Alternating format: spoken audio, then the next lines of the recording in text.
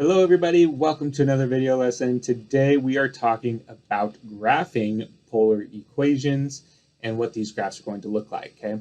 After this video, we'll be able to graph a little bit more complex polar equations than what we looked at last video. And then we are going to also use symmetry in order to make life a little bit easier when it comes to graphing these equations, okay? So let's hop right into it. Okay, first thing is first, especially when we're working with our calculators, okay? We need to do some modifications with the mode, all right? We need to change the graphing mode to polar, and we need to make sure that our angle mode is in radians, okay? And then we also, when we take a look at this, and I'll show you why, we want to look at zoom square, okay? Go to the zoom menu and then hit zoom square. That is going to give us the most accurate graph of our polar equations. So let's take a look at an example of this. All right, we have our calculator up and on, so we need to go ahead and click mode. And we need to make sure that our mode is in radians here. So let's go ahead and click radians. And then we need to come down one more, just under our angle mode. We have function, parametric, and polar. Okay, so we want to go over here to polar, hit over twice, and then hit enter. Okay, so now we have, now we are in polar mode, okay? So now if I go ahead and hit y equals, now instead of y equals, I have r equals, which is great because that is how we have been viewing these polar equations, right? R equals something in terms of theta. So great, so let's go ahead and type something in. Let's just type in 3 sine. And now when I hit my variable button here, okay, look at that, we get theta now instead of x. Okay, so now I have r equals and some function in terms of theta, which is great. That's what we wanted. Okay, so if I go ahead and graph this, normally what you'll see if you have zoom standard on, you'll look at something like this, okay? So now if I zoom in, okay, we get this shape here, and it looks like an ellipse, right? But it should actually be a circle, and that is because of the proportions within our calculator that it's trying to graph this on right now. It actually has a little bit of distortion in here, okay? So in order to cancel out that distortion, we're going to hit zoom, and then right here, option 5 is our zoom square. So when we hit that, it is going to regraph this without that distortion. It's going to counteract that distortion and give us the proper shape of our graph, okay? So that's just something to be aware of when we're looking at our calculators. Make sure you guys are making those modifications and looking at this in zoom square every single time. Alrighty, now we are also going to take a look at this idea of symmetry, okay? And there are 3 types of symmetry we're going to look at. We have symmetry with respect to the polar axis, okay? Remember our polar axis is right here, almost like your positive y-axis, or sorry, your positive x-axis, right? Okay, and then we have symmetry about the pole. Okay, so you can see, sorry, with our polar axis here, this is where we have our symmetry. Okay, now with the pole here, we would have something that looks like this. Okay, about the pole, we'd have symmetry going this way, okay, kind of at a diagonal each time. All right, now symmetry with respect to this line theta equals pi over 2, okay, that's going to be, think of that kind of as your positive y-axis, right? So theta equals pi over 2. Now I've got symmetry reflecting across that line right there. Theta equals pi over 2. Okay. So now a few ways to help with this and to actually test this out. Okay. If I have the point r theta, okay, if I have the point r theta and I were to plug in negative theta into my function, and I get an r value that's the same, that is one way to prove that you have symmetry about the polar axis. So that's what this is showing you right here. And likewise, if I were to input pi minus theta into my function, then I would get a value for r that's just negative r. Okay, so whatever r is, if I modify my input to be one of these and I get either r or negative r, like you see here, then we know we have symmetry about the polar axis. Okay, and for the pole, all right, if I have this point r theta, again, if I input negative r, or if I input theta and I can also get negative r, okay, then that is symmetry about the pole, all right? And then also, last one here, if I've got a point r theta and I were to input negative theta and get negative negative r, sorry, negative r, then that shows me that I have symmetry about this line, theta equals pi over 2. Likewise, if I input pi minus theta and I get r, that is another way to prove that I have symmetry about this line, okay? However, we have some rules of thumb here that says we are symmetric with respect to, and it kind of depends on the type of function that we have. So we know if we're dealing with a cosine function, kind of because of our even-odd characteristics for cosine, then we are going to be symmetric about the polar axis.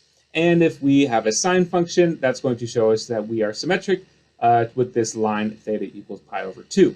Okay, so those are some quick ways to see if you have symmetry, and that's going to help us with our graphing. Okay, but without using symmetry, let's go ahead and graph with a table. So if we have the function r equals 2 cosine theta, we would need to go ahead and plot, okay, our points for theta values from 0 to 2 pi. Okay, that's going to ensure that we get all of the points within that graph, within that polar equation. Okay, so then if we went ahead and plotted each one of these, we're going to get a circle that is symmetric. Again, this is cosine, so it's symmetric about my polar axis.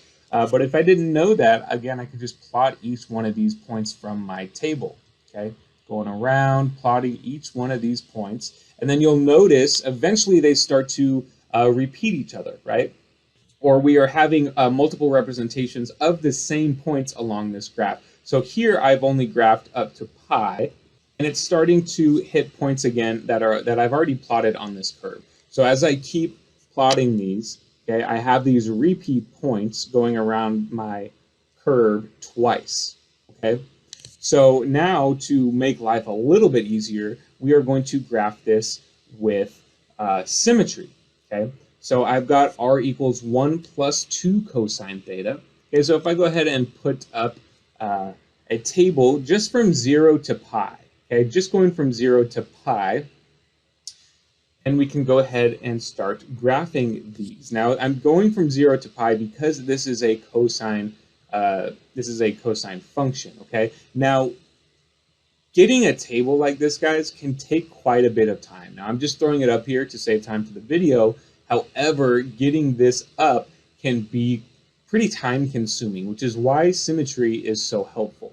So in our last example, we had 0 all the way to 2 pi. That is a lot of points to plug in. So for each of these, I would plug in 0. So I'd have 1 plus 2 cosine 0, I get 3.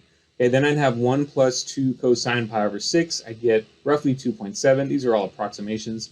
And then 1 plus 2 cosine pi over 4, that's going to give me 2.4. Okay, so I do that over and over and over again to get these values for r. Okay, so that is pretty time consuming, which is why symmetry is so nice for us. Okay, so let's go ahead and plot our points. So I've got 3, 0. I've got 2.7 pi over 6, 2.4 pi over 4, 2 pi over 3, 1 pi over 2, 0, 2 pi over 3, negative 0.4, 3 pi over 4, negative 0.7, 5 pi over 6, negative 1 pi. Okay, so again, negative 1 pi, I've gone all the way 180, okay, to pi. And then instead of going, because this would be the sort of positive direction, right? I would go back 1 unit, negative 1 unit. Okay, so that's how we're getting these negative points here. We've really just gone from 0 to pi, but some of these we've gone this way and gone negative. Okay, so because this is a function of cosine, we know that we have symmetry with respect to our polar axis. Okay, so I'm going to input some points, negative theta, or r negative theta. Okay. So I'll plug in the same r values, but now I'm just going to flip the sign of my thetas, okay? So instead of 2.7 pi over 6, I have 2.7 negative pi over 6, okay?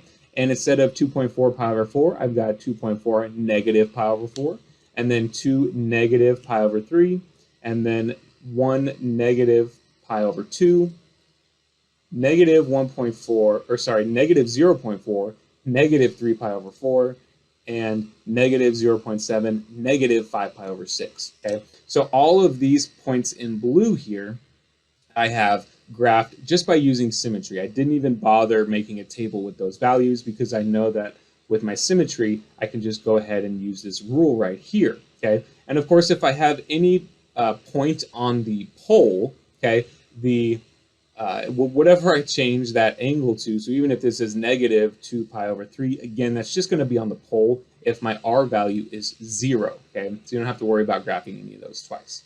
All right, now if I were to connect all these dots, we would have a graph that looks like this, all right? So let's go ahead and graph one more with symmetry. Okay, so now I've got the area of sound captured by a microphone. Okay, a lot of microphone applications for these polar equations. But the area of sound captured can be represented by r equals 5 plus 4 sine theta. So before I even make my table, I need to think, okay, I have a function of sine. So I have symmetry with respect to the line theta equals pi over 2, okay? Theta equals pi over 2. So I really don't want to graph anything if I'm thinking of, say, my unit circle, right? Okay, I've got 0 to pi over 2, right? And then pi over 2 to pi, okay? So since I have symmetry with respect to that vertical line, theta equals pi over 2, I don't want to graph anything on the left-hand side of that. So I would actually not want to graph, or I would not want to plot a table from 0 to pi. Wouldn't want to do that, no. Instead, I just want to graph everything on the right-hand side of this line of theta equals pi over 2. So everything in quadrants 1 and 4, okay? And then that would be negative pi over 2 to pi over 2, okay? So that is why we are only graphing and plotting these points, because I know I have symmetry with respect to a certain line, okay? And similarly, that's why we did that with cosine earlier, okay? So now when you see the table that we created, we have negative pi over 2 to pi over 2, and we have all of our r values as well. So we can go ahead and start plotting these points here, just going one by one, plotting all these points. Again, I'm just going really from here to here. That's all I'm doing, going from here to here, because we have symmetry with respect to this line. We're going to be able to mirror those here on the left side. Okay? So again, plotting all my points, and we get to here. So now I know, since I have symmetry with respect to this line, I can use this rule of negative r negative theta. Okay? So I'll just go ahead, instead of 8.5 pi over 3, I have negative 8.5 negative pi over 3. Okay, so negative pi over 3 would be down here, right? And then instead of going this way, 8.5, I go back 8.5, okay? And then similar with the rest of my points here, okay? Instead of, instead of positive 7 pi over 6, I've got negative pi over 6, which puts me right here, and then I go negative 7 this way, all right? And keep doing that for all my points, and I can go ahead and connect these dots, and it's going to give me a curve that looks like this. All right. Hey guys, that is all that I have for you for this video. Good luck starting your practice.